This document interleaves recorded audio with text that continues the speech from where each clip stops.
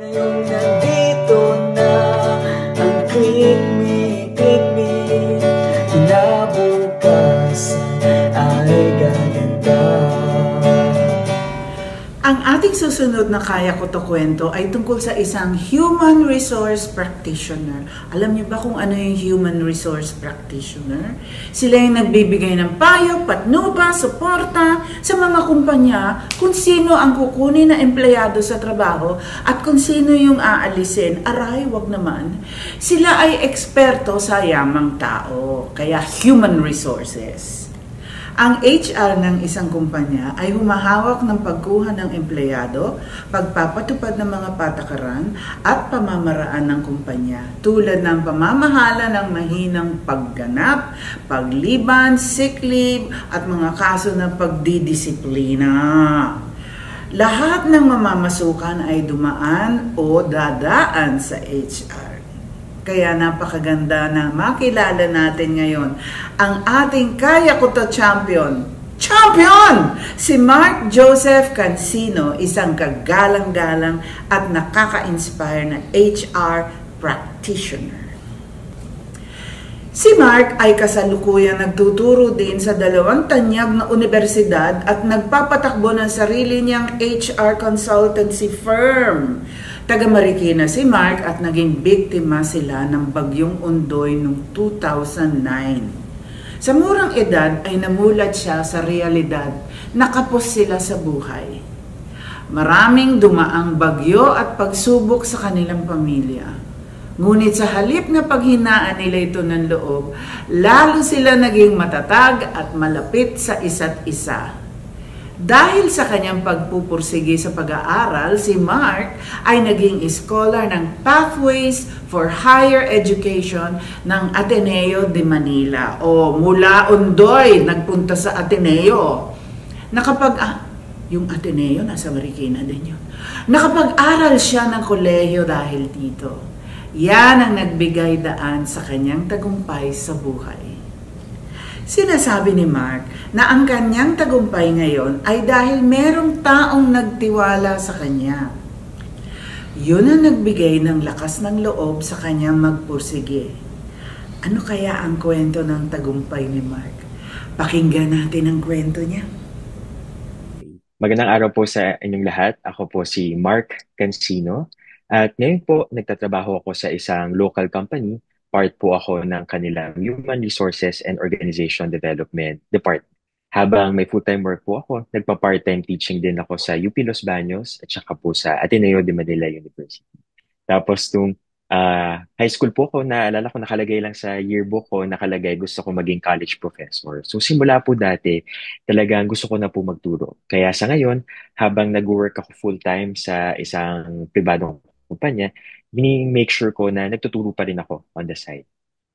And simula po nung pandemic, nagtayo rin ako ng sarili kong consultancy. Ang focus po ng consultancy ko ay sa human resources, organization development, paano tayo makakatulong i-develop yung mga tao at yung mga iba't ibang organisasyon. Lalo po yung mga local organizations natin, yung MSMEs, non-government organizations, local government units, yun po yung mga gusto kong pagsilbihan ngayon. Kasi ang goal ko po ay madala yung mga best practices sa malalaking kumpanya sa mga maliliit na kumpanya na meron tayo ngayon sa Pilipinas. Kaya ako po itinayo yung aking consultancy na yun. And lastly po, I also do coaching. So kapag po may mga tao na kailangan ng guidance sa pagpaprocess po nila ng pag-iisip nila, anong plano nila sa career nila, paano sila magde-develop as a leader, tinutulungan ko po sila na i-process po yung thoughts nila tungkol po doon. Ako po ay lumaki sa Marikina pero yung mga kapatid ko po ay lumaki sa Pangasinan. Nung araw po kasi, kailangan magtrabaho ng parehong nanay at tatay ko. So yung mga kapatid ko po ay sa Pangasinan, doon po sa side ng mother ko, side ng father ko, doon po sila lumaki. Lumaki po ako sa isang part ng Marikina na madali pong bahain. So naalala ko po dati, parang ilang experience na vivid pa rin ah, sa memory ko na nasa batya po ako na bata ako tapos habang baha, tinutulak ako ng nanay tatay ko dun sa baha. Para akong kumbaga nasa boat. Masaya, masaya siyang experience. Pero nag-iba po yun noong nagkaroon po, 2009, nagkaroon po ng Ondoy. Sanay kami na bumabaha pero yung baha na manageable, yung hanggang tuhod lang.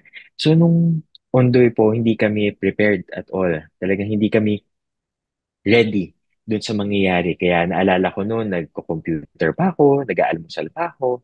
Tapos bigla na lang pataas ng pataas yung tubig. Hanggang nakita po namin na nandun na kami sa second floor ng bahay. Tapos hindi pa rin kaya, pumunta na kami sa bubong nung second floor po ng bahay namin. Naalala ko po noon nung nasa ano na kami, bubong ng bahay. Ang pamandong na lang namin ay banig. Yun po yung pagkakataon na question ko yung Panginoon na sabi ko, nung time din po nun, meron kaming maliit na tindahan sa kabilang street. So, habang nasa bubong kami ng second floor, yung nanay ko po ay nasa ibang bahay, nakikituloy.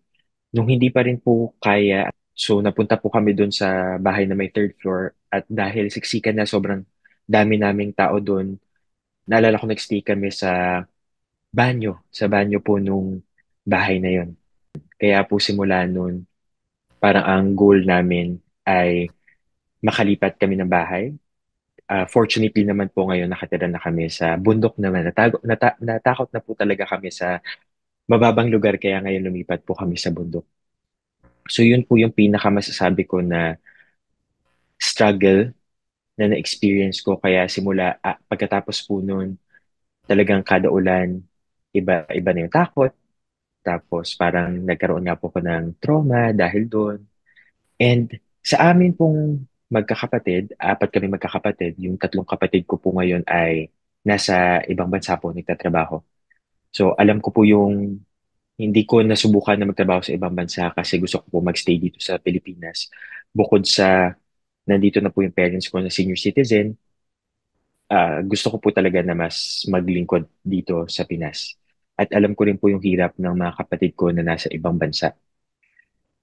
Throughout my journey po, naging malaking part po ng buhay ko yung Pathways to Higher Education. Isa po silang non-government organization na nasa Ateneo. So ang goal po nila mag-develop ng mga mga leaders simula high school hanggang pagpunta sa college.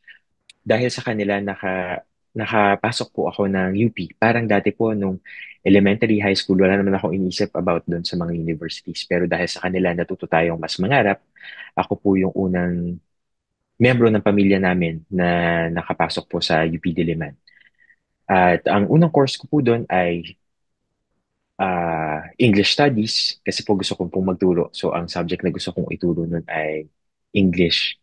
And then maglilipat po dapat ako noon sa business ad kasi may kagustuhan din ako magkaroon ng sarili kong business in the future.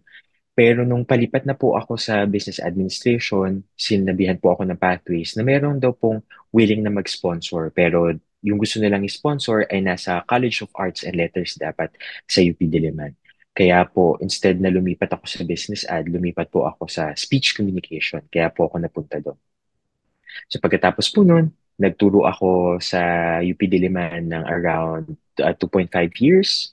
Tapos umalis po ako ng UP Diliman para magtrabaho sa private companies kasi na-realize ko po na para mas may ma-share ako sa mga estudyante ko, kailangan ko i-expose yung sarili ko, kailangan mas maging aware ako sa kung ano nangyayari outside ng academy. Kaya po ngayon, ini-experience ko pa rin yun, pero sinusubukan ko na magturo pa rin kasabay ng aking full-time work.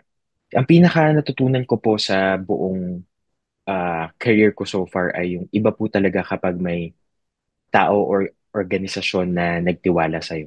So in my case po yung Pathways, dahil nagtiwala sila sa kakayahan ko, nagtiwala sila na may potential ako, kaya po tinulungan talaga nila ako all throughout. Kahit po hanggang ngayon na nag-PhD ako, natulungan din nila ako na magkaroon ng scholarship para makatulong sa pag-aaral po kahit pa paano.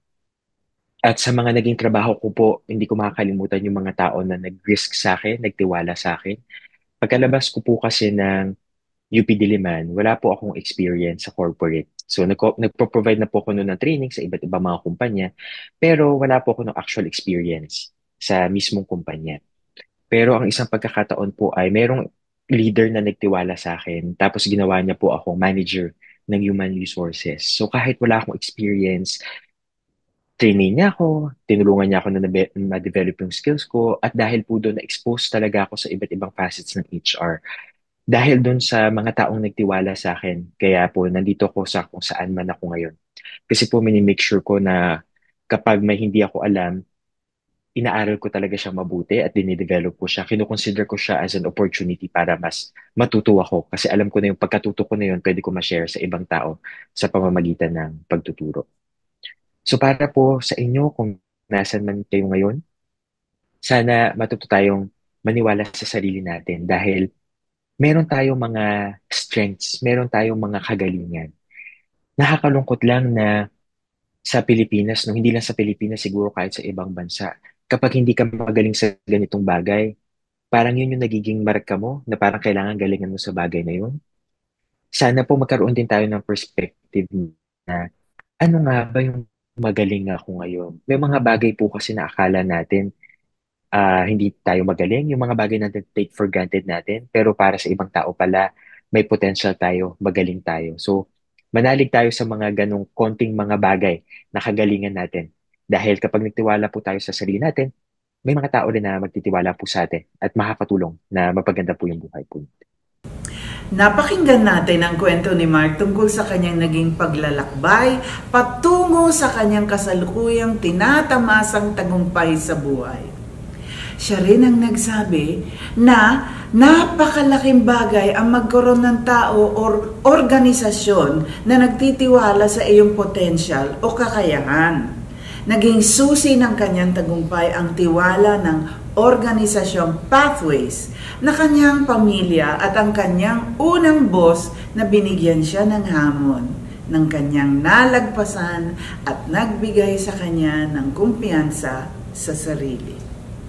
Daman-daman natin ang kanyang galak at pagsasalaysay at pagbibigay halaga sa mga taong nagtiwala sa kanya.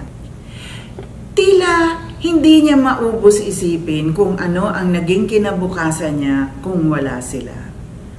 Kaya naman, sinusuklian niya ang kanilang kabutihan sa pagiging isang positive influence din sa mga kabataan na katulad niya. Nag-aasam at nangangarap na magkaroon ng isang maganda at makabuluhang buhay. Napakaganda din ng sinabi ni Mark na hindi naman kailangan mangibang bansa para umasenso. Siya ang best example nito.